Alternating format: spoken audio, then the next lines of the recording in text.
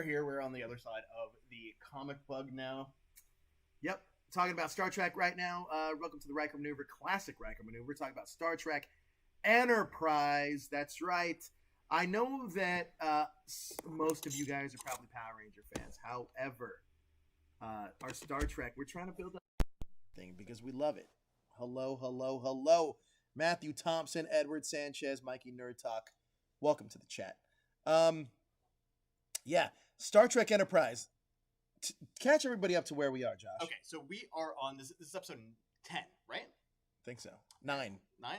It's 9 or 10. This is episode number 9. 9. Yeah, okay. I'm like getting lost with all these shows, all these different shows that we're watching.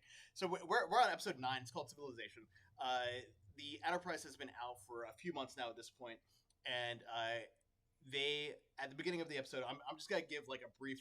I'm not gonna break down everything, but at the beginning of the episode, they're having a meeting talking about all the different interesting things that they've come across, and the very last thing on the list is this planet that they've discovered that has about 500 million life signs on it. Yeah, but so the fascinating thing about this, about the beginning part, something I really did like, is that all 6 of the crew members were in the same scene, almost in this situation room. Right. And they were going over this, and you could tell that like they're getting a little frustrated. They're not finding anything. Yeah. And I like that they keep it from the captain. They keep it from Archer. Like that's the last thing they tell him is, and Trip tells him, oh, by the way, there is this planet you guys we can check out. And he's like, well, why didn't you lead with that? And it gets him excited. However, to Paul being the spoiler that she is, she's like, I don't really think we should be checking out any place without warp technology. And I was going to ask you, why do the Vulcans have, do they feel that those other civilizations just aren't advanced, so they don't want to really interact with people that are like a subspecies? Well, it's not that they're not advanced enough that they're just like, oh, these people aren't worth our time. It's more of a philosophical thing.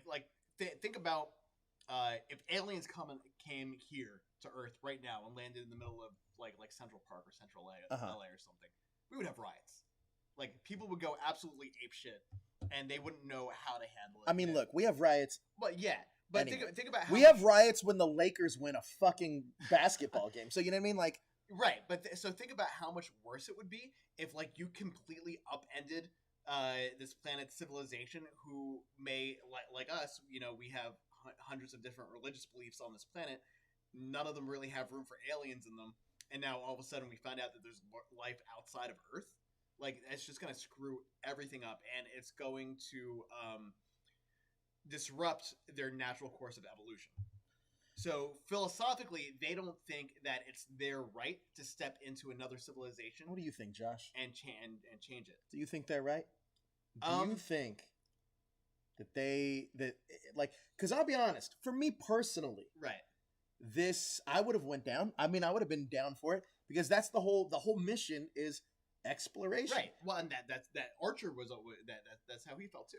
Look, because I legit finished the whole series of Enterprise. Right. And I love the series, but I didn't realize how important Archer was going to be to the series. I had no idea the ramifications of some of the decisions he makes throughout the course of even these early episodes. Mm-hmm. How much there is going to be ramifications 3 years later in the show, which I think the last episode takes place 10 years after the maiden voyage of Enterprise. Right. But that's always fascinating to me. Another thing too that I really that I wanted to ask about, I don't know if we're there yet, but I'm going to ask it anyway, is that Archer's plan is to disguise the crew as an alien race. Right. Which we've seen hundreds of times over the course of Star Trek in the future. Do you think that that's a little controversial, though? Well, in modern society, contemporary society, excuse me, yes. Right. I thought so. And this is one of those things where it's like, I get it. But at the same time, this kind of goes back to what I was saying before. It's hard to judge what a future generation is going to be like based on the past generations, because everything changes. Like obviously, right now the issue with dressing up as another culture is looked at as either cultural appropriation or looked at as wearing them as a costume. Right. Like obviously, blackface has a history of being like insensitive. So did they take Halloween costumes that were like Arabian Night and stuff like that off of shelves? Do you think, like Indian Princess or like here now? Yeah, or, because like in Halloween, no, in Halloween, Halloween costumes have like very tropey things. Like if they haven't before, I'm sure they're starting to now. Okay. But I'm not gonna lie, living in 2020, I wasn't quite sure how to feel about like, you know what I mean, like disguising yourself as another species. But you have to think about the reasoning for it too. I get it. I completely understand it. I get it. I do understand it. But I just felt that kind of like if it's kind of culturally insensitive or disrespectful. If Enterprise was being made now, would they still have made the decision to have the characters disguise themselves as another species? I mean, I still think they would, though. I think so too, because it's a completely different. They're going down there for research purposes and not to interfere. But also, Star Trek has always been a progressive show where it's holding up a mirror to the show and reflecting what society is. Right. And I think that we get that, and I know that you showed me in Deep Space Nine. Yeah. We definitely get that. But I find it always kind of fascinating because Star Trek has always been such a leader in progressiveness on television. I mean, especially for this. I mean, well, it came out right at the right time, in the 1960s. Yeah. But even here in the early 2000s, I feel like you still get that. And I think that there's a sense of tolerance also. Because T'Pol ends up empathizing with humanity. Like, no spoilers, but like she does end up going against her nature of being a Vulcan and does start embracing more of humanity. And I actually really like T'Pol's characterization in these early episodes because you do get to see her evolution of a character. Granted, I think it really comes in season 4, but I do like at least we get there. Right. Well, I think overall, in like over the history of Star Trek, her character probably has one of the biggest arcs out of any of the characters on in the series. Yeah. Just because you see her grow from like what you would think of as the typical Vulcan into a more nuanced type of person. Like in Next Generation and Deep Space Nine, characters grow, but there's always there's not as big as a shift in who they were when the show started and who they were at the end.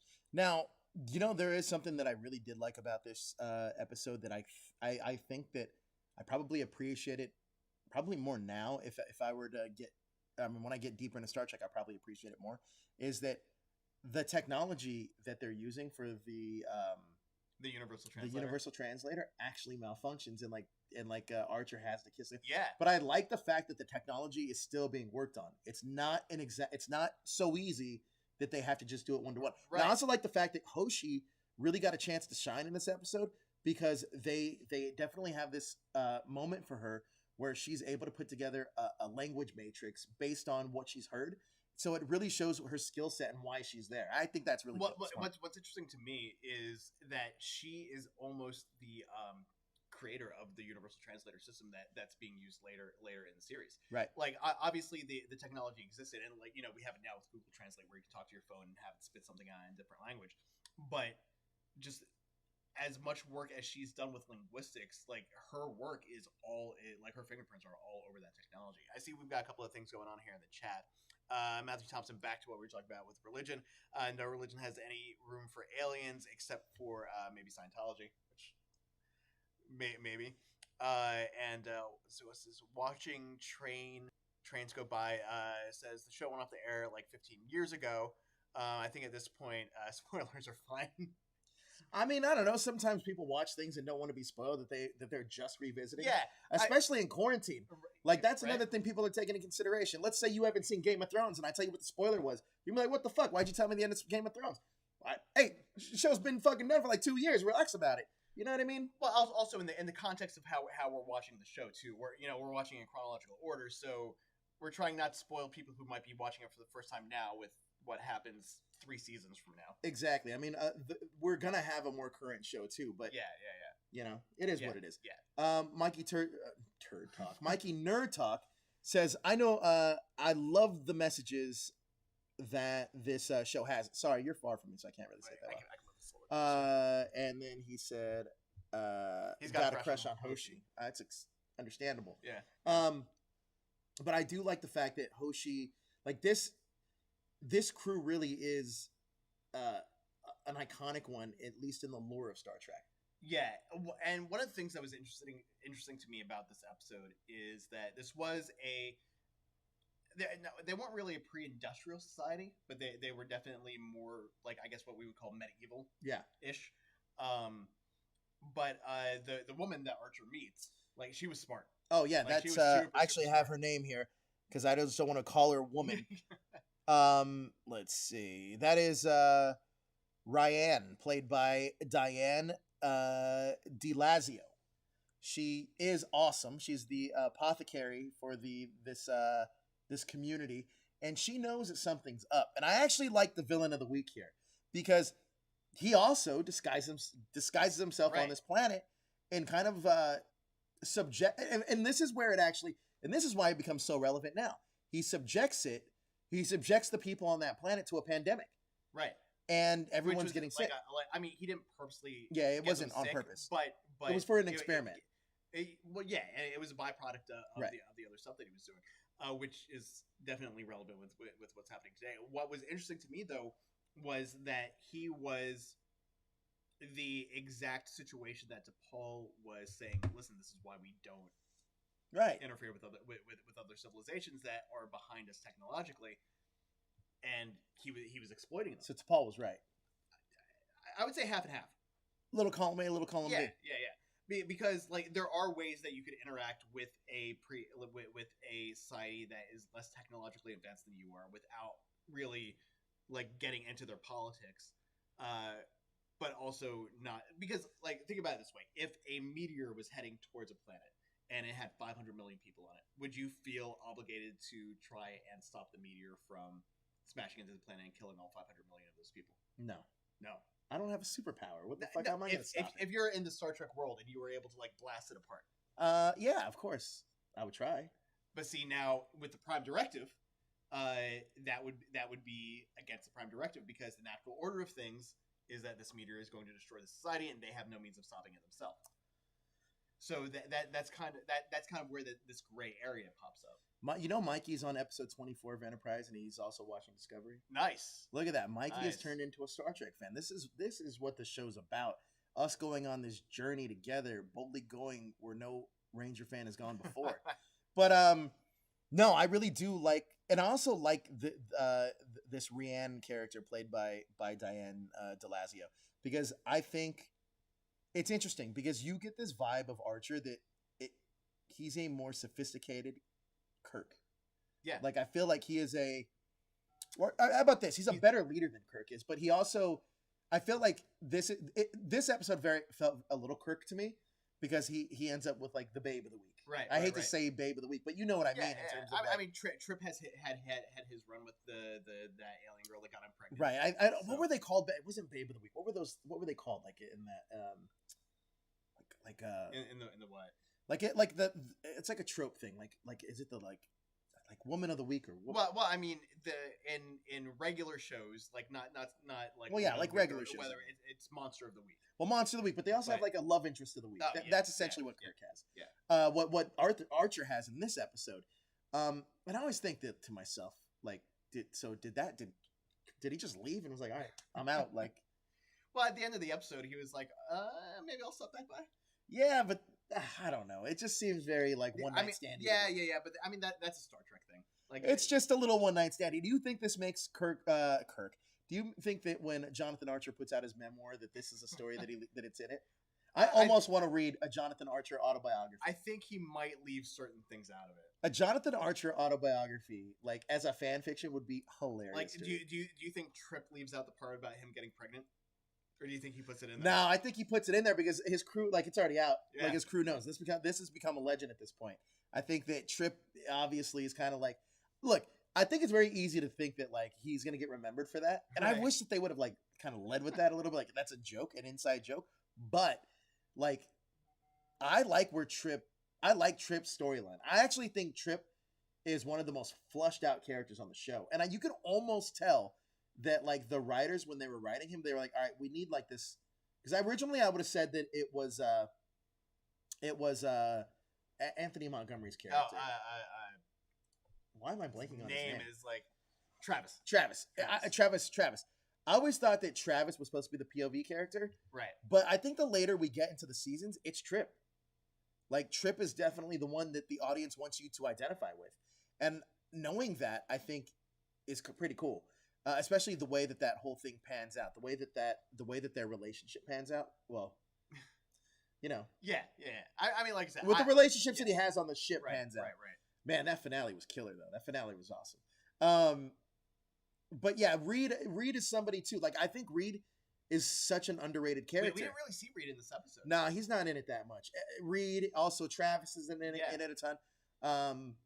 Hoshi has bit roles in it. Yeah. Phlox is in it when he's really testing the water. This is really focused on Archer, T'Pol, and Trip.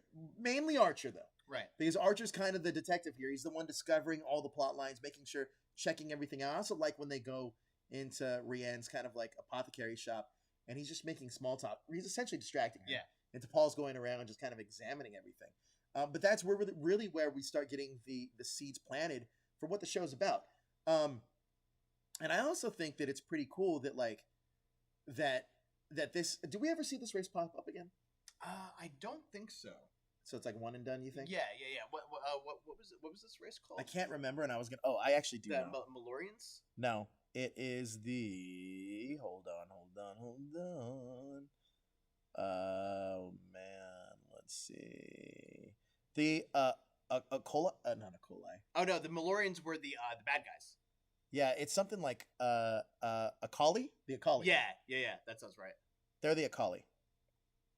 Yeah, let me see what kind of information I can find about them. What did you think about the actual conflict in this episode? Like with by the way, with Garros, the villain, and like everything that happened. I actually like this episode because it felt, because you know how, I don't know if it's a preconceived notion or not, but I always thought that Star Trek was a little slower and less action based. But Discovery, I keep saying that. Enterprise kind of flips that on its head. I think Enterprise does a really good job of not making it of making it more action packed. And I think this episode did an extremely good job of that. The Akali. It is definitely the Akali. Yeah. But yeah, I like the action. You could tell too that there's a lot of like old sets here, maybe on the Paramount lot. They were using some things. Well, I mean, we know that they shot probably at a ranch somewhere. They shot up at was it Pulsa Rosa. Right.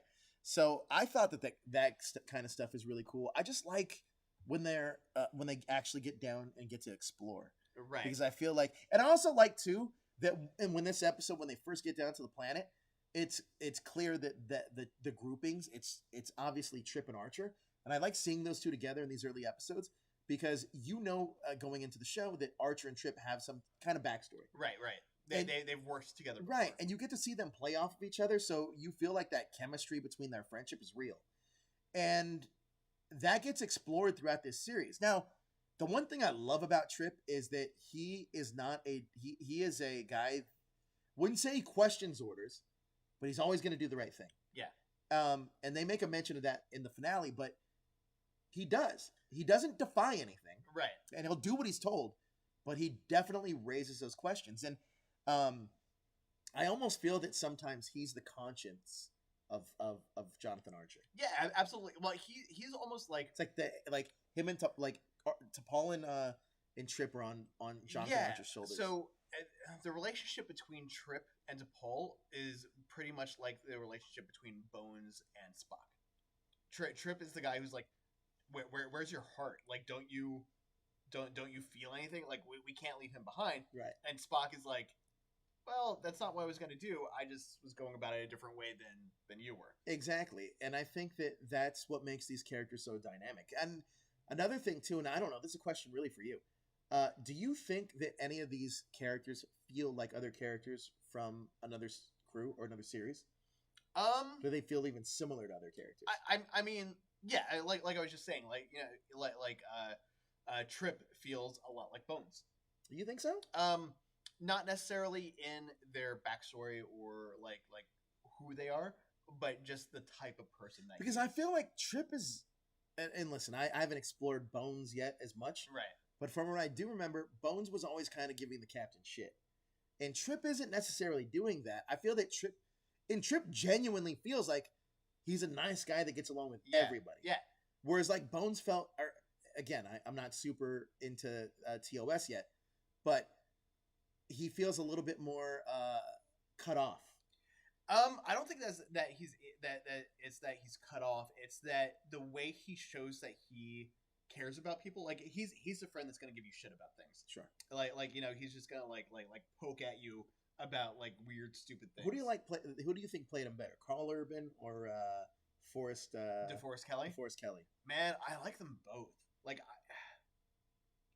just because I've seen him more, I think DeForest Kelley is still the definitive Bones or McCoy. But Carl Urban did a really good job with that character. He did. It's fascinating. I really like that. I mean, I don't get those. I don't get how you see those two. Maybe I need to watch Bones a little bit more. It's aspects of their personality. I mean, would you say it's to Paul like Spock? To a degree, yeah. Like because that's so. And then Chekhov is more like Travis. Yeah. And then I'm trying to pair this up. So then you have, but I don't feel that like Reed is anything really like Scotty. No, not really. Like Yohara's definitely not like Hoshi. Mm-mm. And Sulu is Sulu. I don't know that there's really an equivalent for Sulu. Phlox? No, not so much Phlox. Phlox seems completely unique.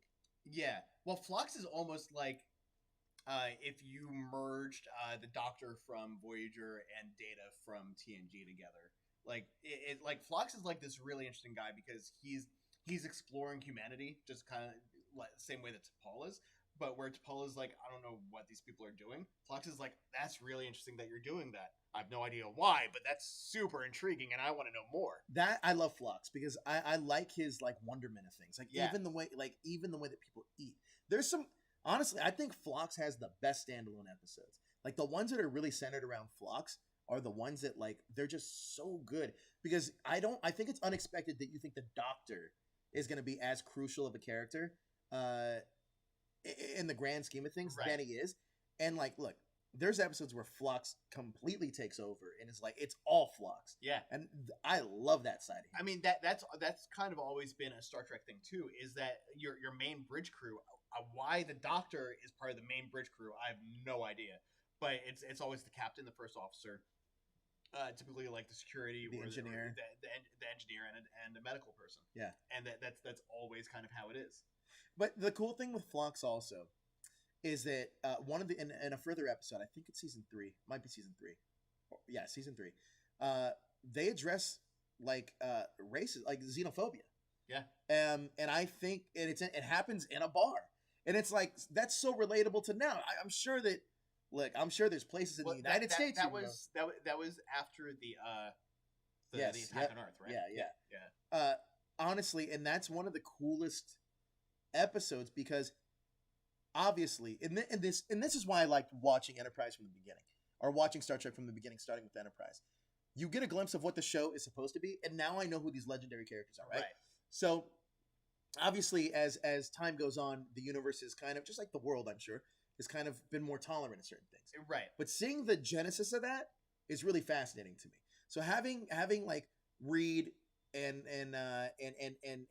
Phlox and like and Trip go to a bar and have to deal with like a xenophobia type of thing is something you just wouldn't think in Star Trek. Right. Well, I guess you kind of would because this is what it's all about. But not with other humans in a bar setting, and you know what I mean? That's right. Like that. But that's also what's interesting in doing it, going through Star Trek the way that you're going through. I know we've kind of talked about this before, but whereas a lot of modern Star Trek fans with like a lot of shows like Enterprise and Discovery, they're like, oh well, why wasn't this ever mentioned before? Why didn't this ever get mentioned before?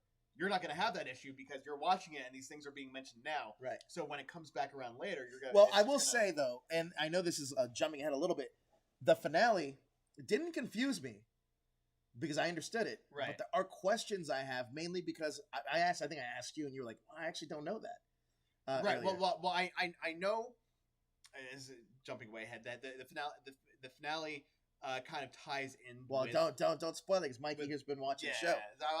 I'm not gonna spoil it, but there's tie-ins there that if you've never seen any of the other seasons of Star Trek, it's gonna confuse you. I don't think it's going to confuse you, A- because for me it stands. It's like a complete standalone. However, on Twitter, I was like, everyone was like, "Oh, well, this actually connects to Right. this episode, But 12 years later." Right, but you had a slight familiarity with that series. Yeah, I knew the series well enough, so it made sense to You me. you knew who those people were. Yeah. Whereas if you don't know who those people are, But now I have a question.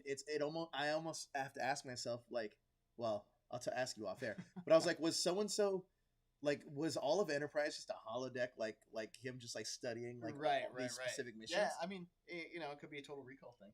It could be. I do like that. I do like that though, because I think that, and I think that's. I mean, we're not talking about the finale, but it was the perfect way to cap that show off, because it did give you this sense that these are larger than life characters. Yeah, and I'm glad that they were given the chance to actually end it on their terms, even though it didn't go on as long as they wanted it to. I know. I almost wish that it would have. I almost wish I would have saw the whole 10-year journey of when we got there. Going back to this episode that we're talking about, though, you had asked whether or not the species shows up later. They do not. They do not. So this was new. Do you think we'll see them in Lower Decks? It's. Is there? We have a crystal review today? No? We do not. Okay. I don't think so. The tie-in to other Star Trek lore in this episode was the species that were the villains, not the planet that they were on. Gotcha. Well, I mean, do we ever revisit this planet again? Not as far as I know. It's fascinating to me that Star Trek has been, like, obviously it's been on for a long time. It's had so many different seasons, and you could still have one and done, like, planets and creatures that you'll just never touch upon. There's like tons of those in TNG. I feel like that's the world is so rich that you can go back and revisit them. Yeah. Because one thing, speaking on Power Rangers very specifically, that's the one thing I do like, is that interconnective tissue. That's kind of like, Triforia is a planet out there. Right. But if they brought up Triforia in a current season, I'm like, oh shit, like that's a throwback to. Well, and that's honestly that's what I'm really liking about Lower Decks. I obviously like. So does it fill in the holes in a comedic way? It doesn't necessarily fill in the holes, but it brings up things where you're like, this is just kind of like a random one-off episode, right? And you're like, and they bring it back into Lower Decks, and you're like, oh, I remember. It's that whole nostalgia thing. Like this last episode, something pops up that you see in the premiere of Star Trek: The Next Generation, and you're like, I know what that thing is. So it's just one of those. So Lower Decks is definitely probably worth the watch. I can't wait to finally get there. I feel like I have to get through Next Generation first, right? Yeah, maybe because I mean you've seen Next Generation, but it takes place on it's after Next Gen. Okay, so I think it's between Deep Space Nine and I believe it's I think it's somewhere between Deep Space Nine and Picard. Okay, Deep Space Nine and Voyager Picard. Yeah, that's like way in the future though, right? Well, Picard is 20 years after the last Next Generation movie. So where is that? Is Voyager after that? Voyager. So the Last Generation movie took place right after Voyager. What? So in Star Trek Nemesis, which was the final movie with the Next Generation crew, Janeway appears as an admiral. So this has been like a year or so after Voyager had gotten back home. Okay, so Voyager's already done. Yeah. Voyager's already done at the end of by the time. And then Picard's 20 years after that. Picard. Well, yeah, Picard is 20 years after Nemesis. Okay, so that means Picard is probably the most farthest in the future we've been. Until Discovery starts up in a month. So that goes even farther. The new season of Discovery is like 900 years in the future from where they were. Jeez, yeah, that's a lot. So it's like so it's like 700 or 800 years past. So they're just like, are they like just a displaced crew in time? Yeah. So it's Legends. What if it turns into Legends of Tomorrow for Star Trek? That would be interesting. But you would hate it. I don't know, because we already have Lower Decks. So that's your comedy. So that's my comedy. I don't think the tone of Discovery, I don't think would lend itself to that. What is Mikey saying? Yeah, Mikey just popped in here. He hasn't. Oh, he just said that he hasn't seen Lower Decks yet, but he's gonna watch it tonight. Oh, really? Yeah. It'll be. I'm interested to know what you think about it, since you're currently still going through the series, because I think you'll still find it funny, and you'll still enjoy it. But I'm not sure about like catching on to the references to other things within it. I'm excited to watch The Cage though. Yeah. I mean, I've seen it once, right. so I already kind of know what it's about, but I'm excited to see it after just watching Enterprise. Well, also I think that's going to be interesting because you're going to go from The Cage and then you'll come back to it when you get to the Menagerie in the original series. Yeah. And I think I get a little bit of it. I get a little bit of that crew in Enterprise or Discovery. Discovery season 2, which excites me because it's gonna be quite fascinating. Yeah. That in a weird way, I'm gonna know more about Pike than I am gonna be about Kirk, like completely. Yeah, absolutely. So it's almost like a shift in captains for me. Like, look, I'm going from Archer's ship to Pike's, and then I don't know what's her name's I don't know her name in the show. Sonequa. It's Discovery. No. What's her character's name? Burnham. Michael Burnham. That's her name? Yeah. Burnham? She's not the captain, She's not the captain, though. No. So is she the main character? Yeah. She's not the captain. She's not the captain. Okay. Which is something that... Michelle Yeoh was the captain? So Michelle Yeoh was the captain at first. And then Jason Isaacs takes over. I remember seeing that in the first episode. Jason Isaacs is the captain pretty much from the second. Well, he's the captain of the Discovery. The ship that Michael Burnham was on before she went to the Discovery was Michelle Yeoh's ship. It sounds a little confusing, but it makes sense when you watch that first episode.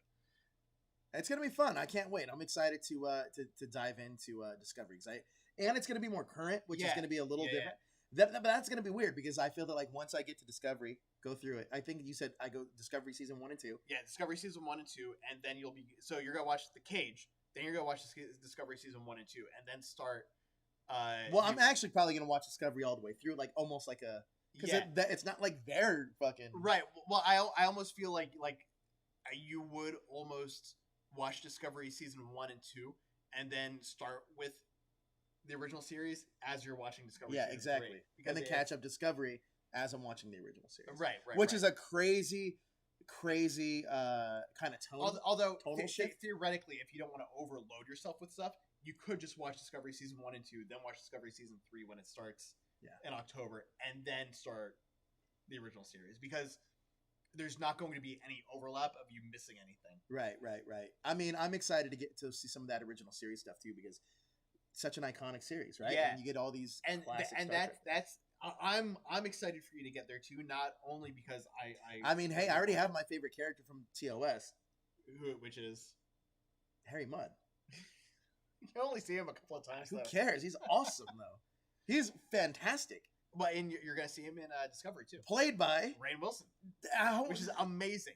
So both the Discovery episodes that he's in and the short Trek episode, like the short that he's in, that's only like 15 minutes long. They're all great. I would love to do a watch along with him as Harry, like watching like him as Harry Mudd watching. The no. I mean, I would want him as Rainn Wilson, but yeah. to watch a Harry Mudd episode, like I'm a huge Office fan. Yeah. But I think I would choose a Star Trek show with him because I think just something different for him. We should hit him up on Twitter.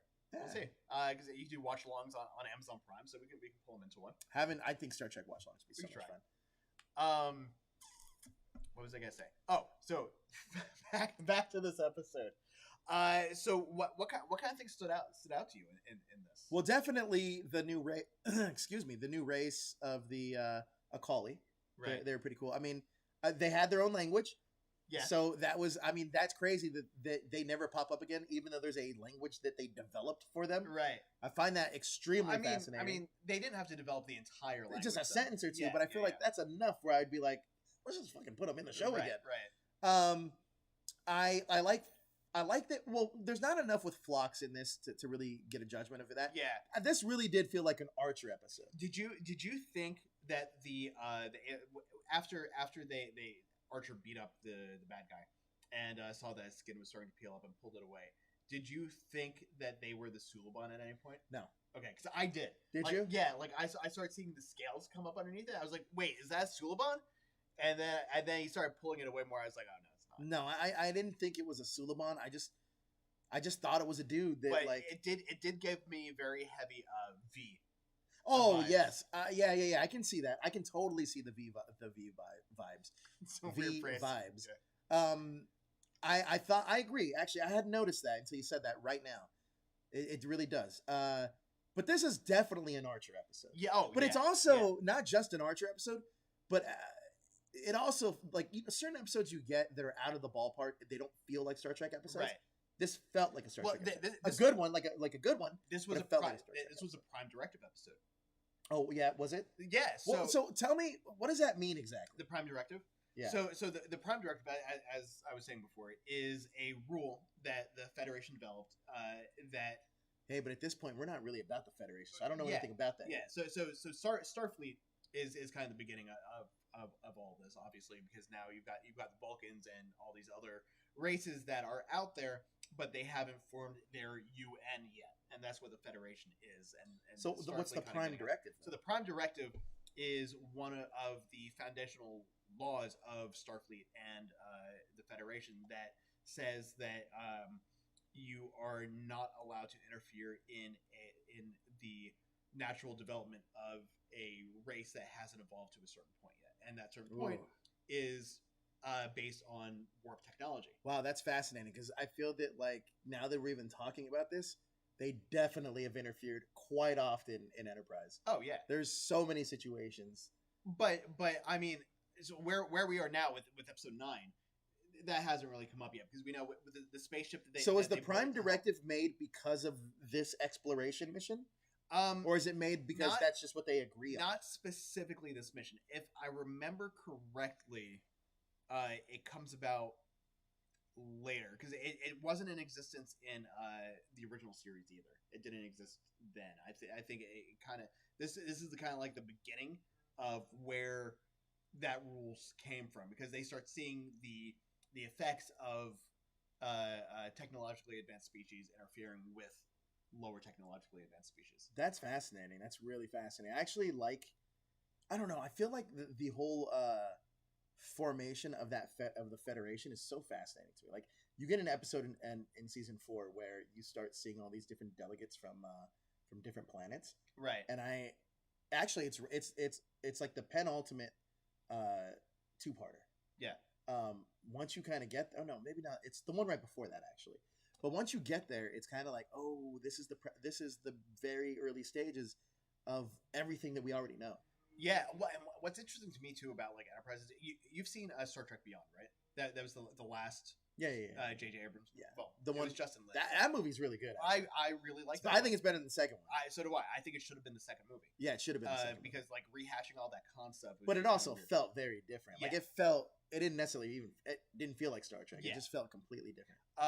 But the bad guy, the Idris Elba character and his crew, they were Makos.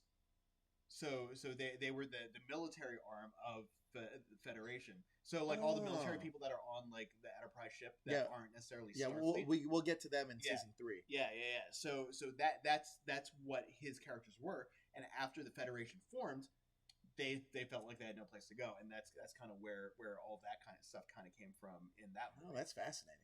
Yeah, and so like to me, it's kind of cool that that's something that was created in Enterprise, but then made its way into that's the thing that's cool is like I think, and I'm not super deep into the Star Trek fandom, but from what I do see when I'm on Twitter, is that the show didn't necessarily get the respect it deserved. But now I think that people are realizing, oh, this actually was better than it was perceived to be. Absolutely, but yeah, DS9 is going through the same thing. I also think that the cool thing about this one though is that they do plant these seeds that are used in later Star Trek. So ironically enough, they are somewhat like this legendary crew that has this kind of thing. I like that. Enterprise is filling in the gaps of what you saw in the later series. I think that's so cool though. I really, really like that. And I also like seeing the evolution of that stuff. Like you had just talked about that military branch. I like that we get to see how that evolved and to what it became. And I like that we get to start that right here at Enterprise. And it's such a great story.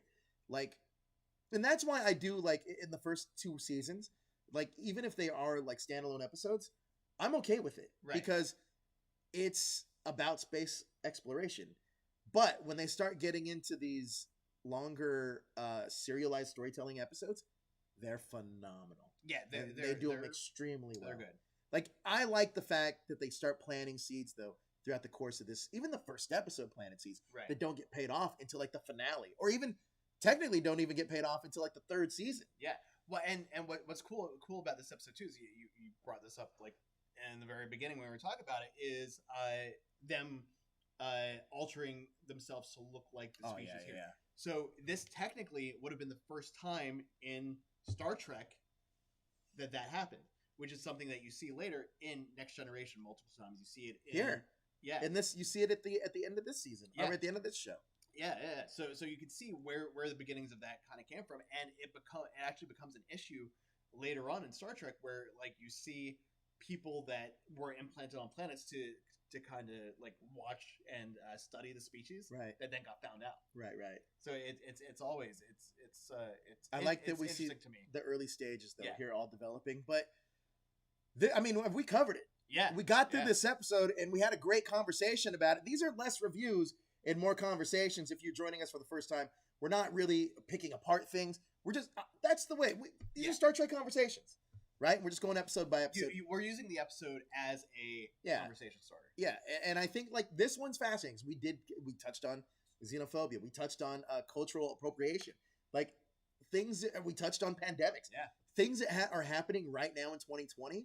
This show started in what, 2001? 2001, yes. So back in 2001, man, almost 20 years ago, we're talking about cultural things that are culturally relevant now, which is crazy to me. And that's really to me, that's what Star Trek is about. Like, I'm really interested to go like 20 years from now, rewatch Discovery and like all these other Strange New Worlds and all these other shows that are on now, to see how relevant they will be 20 years from now, like Enterprise is, like Deep Space Nine is.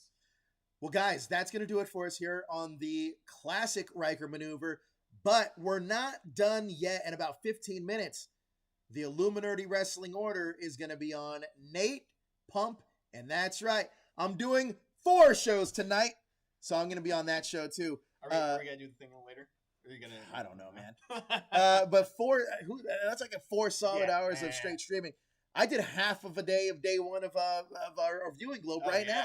So, I can't wait. Talk wrestling. I haven't talked wrestling with Pumpin ever, really, besides text messages. And Nate, we talk about it a little bit. Like, I'm excited to talk with these guys and get in there about wrestling. But if you're a fan of pro wrestling, if you're a fan of Mandalorian, because that's going to be one thing we're talking about in the wrestling show. I know you might be thinking, how does that connect? Stay tuned in about 14 minutes, and we'll let you know. But we hope you guys enjoyed this show, Classic Riker Maneuver, Talking Enterprise. We'll be back next week with episode 10. We're not doing reviews. We're doing episode discussions, and that should be a lot of fun. Episode 10, do you know the title of that one, Josh? I'm pulling it up right now. I had it right before you asked me, and it's not, of course, not on this one. Of course it's not, but it's okay. Episode 10 of Star Trek Enterprise. If you guys want to watch it before we talk about the episode, that would be greatly appreciated. If not, come and enjoy the Star Trek banter. We love talking about it. And who knows, we might be joined by a special guest. Erlen was talking about maybe. Erlen might be in with us next week. So, should be a lot of fun, guys. Thank you so much for joining us. Also, hit that notification bell so you can stay up to date with the latest stuff that we have going on. If you're a fan of DC and CW, you might want to tune in, because tomorrow a story is coming out about one of the new shows that's going to be appearing there, a superhero show. And so we got a lot of exclusives dropping very, very soon. But guys, thank you so much for joining us. And remember, the Illuminerdi is always watching. Later, guys. Bye-bye.